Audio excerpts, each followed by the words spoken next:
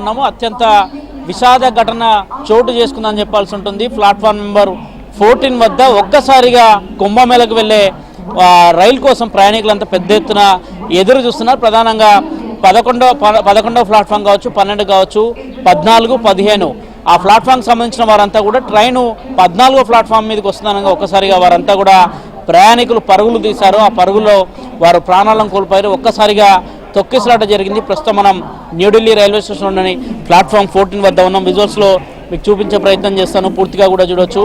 ఇదే స్టెప్స్ గుండా వారంతా కూడా ఒక్కసారిగా కిందికి వస్తూ ఆ 14వ ప్లాట్ఫామ్ మీద కూడా అంతా కూడా ప్రయాణికులు ఎదురు చూస్తున్నారు. ఒక్కసారిగా ట్రైన్ రావడంతో అనేక మంది ప్రయాణికులంతా కూడా ఈ మెట్ల మార్గం నుంచి నేరుగా కిందికి వస్తున్నారు. వారంతా కూడా ఒక్కొక్కరిగా వస్తుంటే పెద్ద ఎత్తున కూడా తొక్కిసలాట జరిగింది. ఈ తొక్కిసలాటలో ఏకంగా 18 మంది ప్రాణాలు కోల్పోయారు. అందులో 14 మంది మహిళలు ఉన్నారు. మరోవైపు 4 చిన్నారులు కూడా ఉన్నారు. వారంతా కూడా మృతదేహాలను ఎల్ఎన్జేపీ హాస్పిటల్కు తరలించారు. ఉదయం నుంచి కూడా పూర్తిగా కూడా న్యూఢిల్లీ రైల్వే స్టేషన్లో విషాద ఛాయలు అలుముకున్నాయి.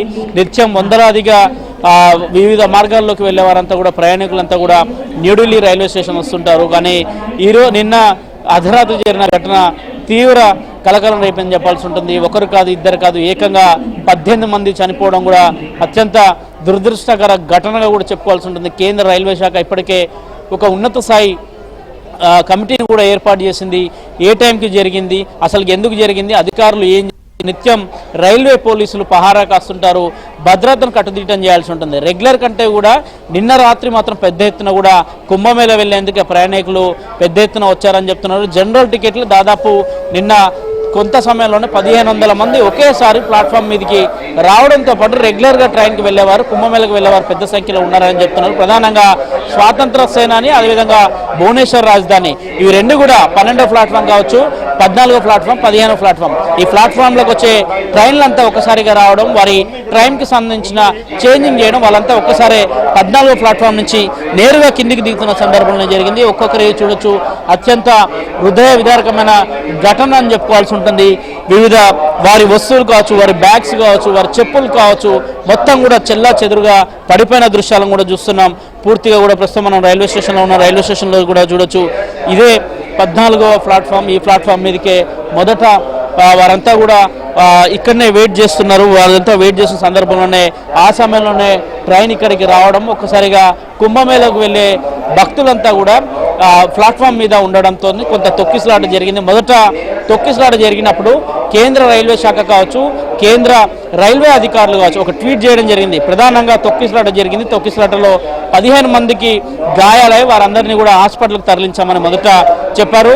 కేంద్ర రైల్వే శాఖ కూడా ఒక ట్వీట్ చేసింది. ప్రధానంగా ఎక్కడ కూడా ఎలాంటి ఘటన చోటు చేసుకోలేదు, ఎవరు చనిపోలేదు, కేవలం రూమర్ మాత్రం అనేది కూడా కేంద్ర రైల్వే శాఖ చెప్పింది. కానీ వారు చెప్పిన దానికి భిన్నంగా కూడా కనిపించింది. ఇక్కడ ప్రదేశం మొత్తం నిన్న జరిగిన ఘటనలో నిన్న రాత్రే 15 మంది చనిపోవడం, దాని మృతుల సంఖ్య కూడా పెరుగుతూ వస్తుంది. ఈరోజు ఉదయానికి అది 18 మందికి చేరిపోయింది.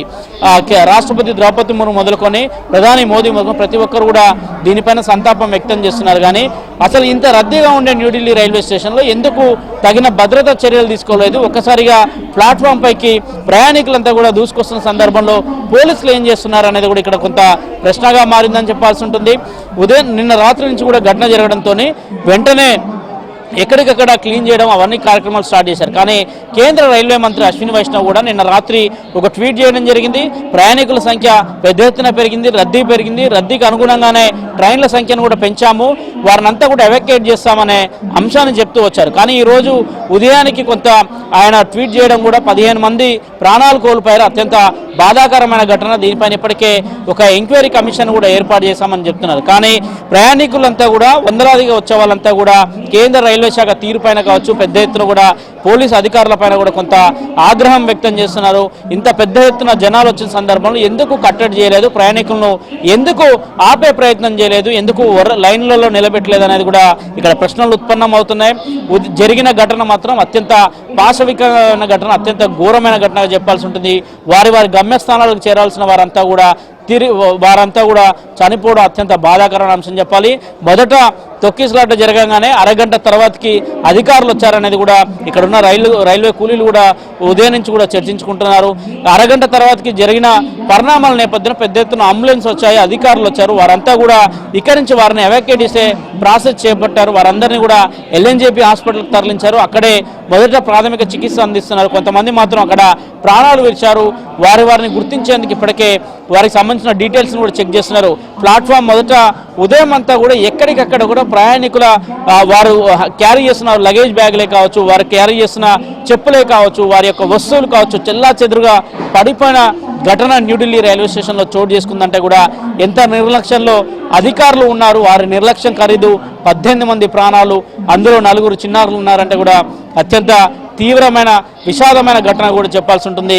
కేంద్ర రైల్వే శాఖ దీన్ని ఎవరికి బాధ్యులు చేస్తుంది, ఎవరిపైన చర్యలు తీసుకుంటుంది అనేది కూడా చూడాల్సి ఉంటే, మరోవైపు మాత్రం పుణ్యస్నానాలు ఆచరిద్దాం, కుంభమేళకు వెళ్దామన్న వారికి మాత్రం కొంత వారి కుటుంబాలకు మాత్రం పూర్తిగా విషాదం చోటు చేసుకుందని చెప్పాల్సి ఉంటుంది. 18 మంది చనిపోయారు. మృతులకు కుటుంబాలకు కేంద్ర రైల్వే శాఖ ఒక్కొక్కరికి 10 లక్షల చొప్పున ఎక్స్గ్రేషియా ప్రకటించింది. ఇక గాయపడిన వారికి 2.5 లక్షలు ప్రకటించింది. మరోవైపు కొంత ఎక్కడైతే చిన్న గాయాలైన వారికి ₹1,00,000 ఆర్థిక సాయం ప్రకటించినప్పటికి కూడా వారంతా ప్రస్తుతానికి ఎల్ఎన్జేపీ హాస్పిటల్లో చికిత్స పొందుతున్నారు. కొంతమందిని డిశ్చార్జ్ చేస్తున్నాం, మరికొంతమంది పరిస్థితి విషమంగా ఉందనేది కూడా అటు అధికారుల నుంచి అందుతున్న సమాచారం. మరికొంతమందికి మాత్రం ప్రాణాపాయ స్థితి కూడా పెద్ద ఎత్తున ఉందని చెప్తున్నారు. అయితే ఘటనకు సంబంధించి ఇప్పటి వరకు మాత్రం 18 మంది చనిపోయారు. ఇంకా ఎంతమంది చనిపోయారు ఏందనేది కూడా లెక్కలు తేలాల్సింది. ఇప్పటికీ ఒక ఎఫ్ఐఆర్ నమోదు చేశారు. ఘటన జరిగిన సమయం కావచ్చు, సమయంలో ఎంతమంది ప్రయాణికులు ఒకేసారి ప్లాట్ఫామ్ల మీదకి వచ్చారనేది కూడా కొంత విచారణ జరగాల్సింది. రద్దీగా ఉండే న్యూఢిల్లీ రైల్వే స్టేషన్లో ఎందుకు భద్రతా చర్యలు చేపట్టలేదు, ఇంత పెద్ద ఎత్తున ఇలాంటి ఘటన జరిగినప్పుడు ఎందుకు చర్యలు చేపట్టలేరు అనేది కూడా ఇక్కడ ఒక ప్రశ్న ఉత్పన్నమవుతుంది. ప్రధానంగా ఒకేసారి 14వ ప్లాట్ఫామ్ మీకు వేల సంఖ్యలో కావచ్చు, వందల సంఖ్యలో కావచ్చు ప్రయాణికులు వస్తుంటే అసలు అధికారులు ఏం చేస్తున్నారు, పహారా కాల్సిన రైల్వే పోలీస్ అధికారులు ఏం చేస్తున్నారు కూడా కొంత చర్చగా మారిపోయింది.